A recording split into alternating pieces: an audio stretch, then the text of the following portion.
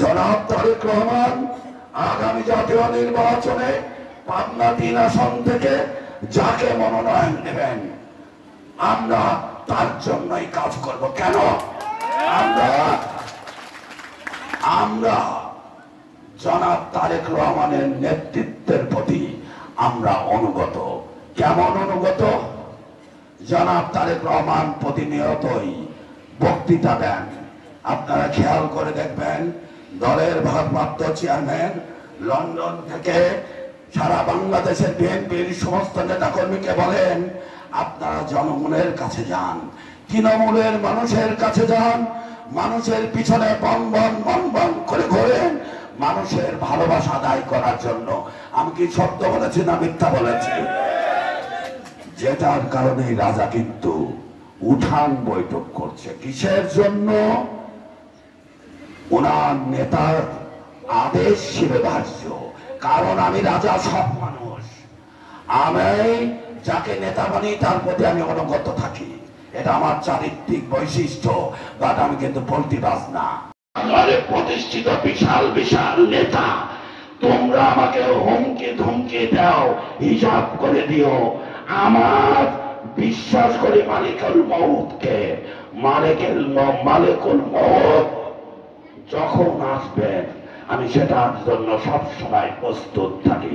আপনার যাদের মুখের দিকে টাকা নেবে, টাকা নেই যত না, চামড়া শুকায় গেছিল, কালো হয়ে গেছিল, আজকে কোটি কোটি টাকার মালিক হয়ে গেছে। তাদের টাকার উৎসটা কি? তাদের টাকার উৎসটা কি? আয়ের উৎস কি?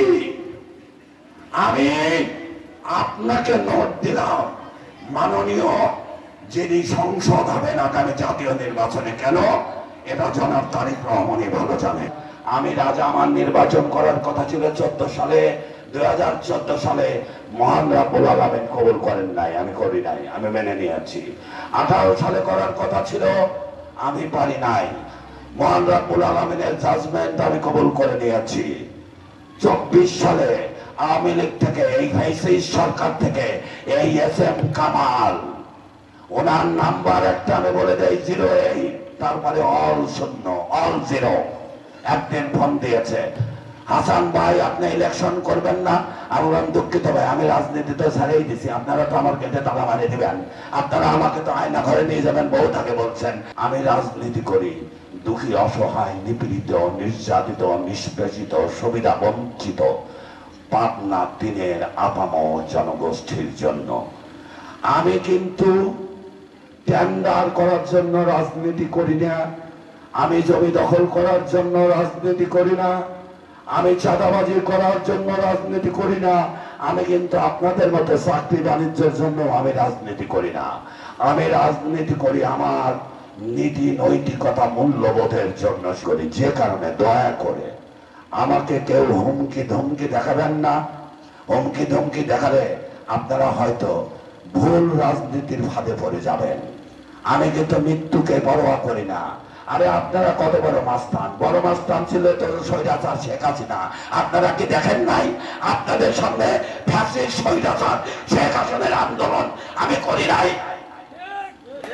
যুগপৎ আন্দোলন করেছি। এই চাটমোহর, ভাঙড়া, ফরিদপুর, ইভেন পাবনা, শিমুল বিশ্বাসও তার সাক্ষী আছেন, শিমুল ভাই তার সাক্ষী আছেন। আপনারা কাকে ভয় দেখান?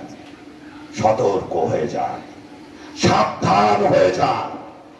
নীতি নৈতিকতা যার কথা বলার সাহস নাই, খাবের পারেন না ঘুষ না খালি, চিটারি বাটপারি না করলেই সংসার চলে না।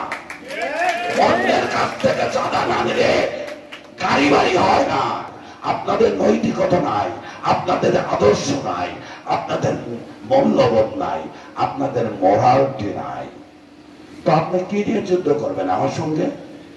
সাবধান হয়ে যান। যেহেতু 14 সালে নির্বাচন করতে চেয়েছিলাম, 18 সালে নির্বাচন করার কথা ছিল, আমি পারি নাই, 24 সালেও করি নাই।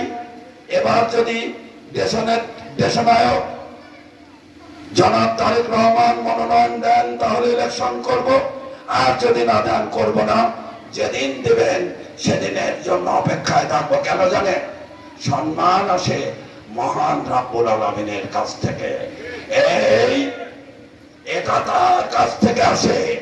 আমি যতই যুদ্ধ করি, আমি যত বড়াই করি, আমি যতই নিজেকে হেরামবাজি দেখাই না কেন, লাভ নাই। সম্মানের মালিক মহান রব্বুল আলামিন।